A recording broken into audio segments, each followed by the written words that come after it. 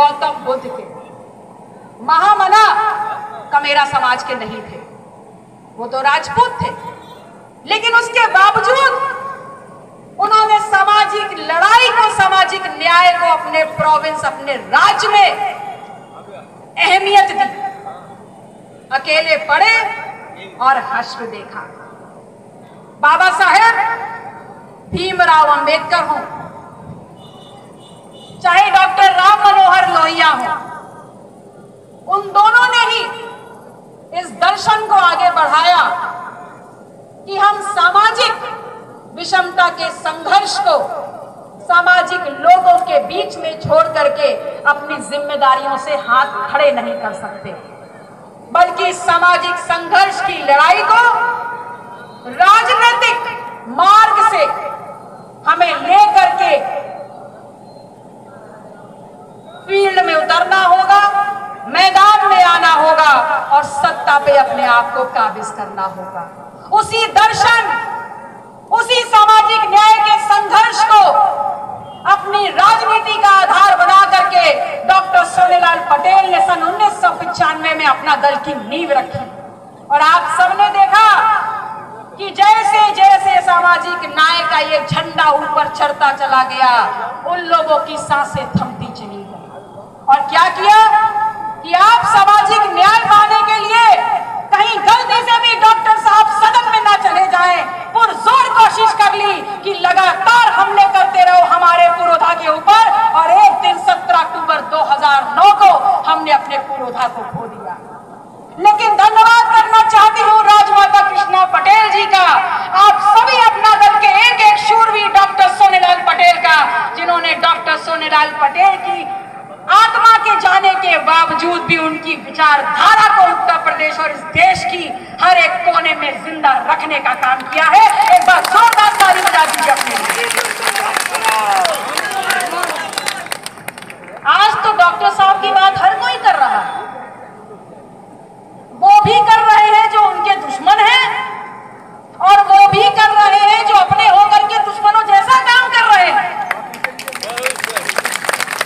बारिश होने का नाम और बारिश होने का दम्भ भरते हैं। अगर इतना ही दम है अपनी ताकत पर, तो चुनौती देती हूं आपको कि डॉक्टर साहब की मौत की सीबीआई जांच करा दीजिए, राजनीति करना चाहिए।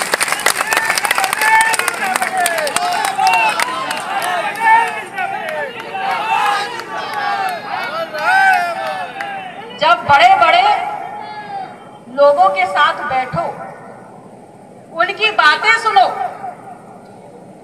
तो चर्चा में क्या आता है? चर्चा में आता है कि इस देश में किस मुद्दे की, किस एजेंडे की बात होगी, ये तय हो गया है। हमारे दिमाग में भी कीड़ा रेंग गया कि इस देश में किस मुद्दे की बात होगी, ये पैरामीटर या ये सवाल तय किसने किया? तो पीछे से सुगबुगाहट में किसी ने बताया कि इस देश में मुद्दे भारतीय जनता पार्टी सेट कर रही है। तो मैंने भी धीमे से सवाल पूछ लिया कि भारतीय जनता पार्टी ने ऐसा कौन सा राष्ट्रहित का एजेंडा सेट किया है? ऐसा कौन सा मूल्यवान एजेंडा सेट किया है कि उनको ये हक मिल जाता है कि 135 करोड़ इस देश की जनसंख्या के भविष्य का निर्धारण करना? अगर बात करनी है और एजेंडे पे बात करनी है, तो इस बात की बात उनके मंच से होनी चाहिए कि इस देश में सामाजिक न्याय को स्थापित करेंगे। 7 साल हो गए उनकी सरकार को चलते हुए, और सामाजिक न्याय को स्थापित करके मंडल कमीशन की सिफारिशें लागू करके इस पिछड़े दबे कुचले दलित शोषित समाज को आगे बढ़ाने का काम कर देंगे। ये मुद्दा होना चाहिए भारतीय जनता पार्टी का। किसी भी राजनीतिक पार्टी का आधार या राजनीति का आधार मंदिर और मस्जिद नहीं हो सकता। और अगर कोई भी व्यक्ति या कोई भी राजनेता मंदिर और मस्जिद की बात करता है, तो ये समझ लीजिए कि वो हमारे भविष्य को अंधकार में गिराने का काम करने वाला है। सामाजिक न्याय सिक्के का एक पहलू। अब अगर सिक्के का एक पहलू देखा है तो सिक्के का दूसरा पहलू भी देखना अहम है। सामाजिक न्याय मिल भी गया तो अगर जेब खाली रह जाएगी तो आगे बढ़ पाएंगे क्या?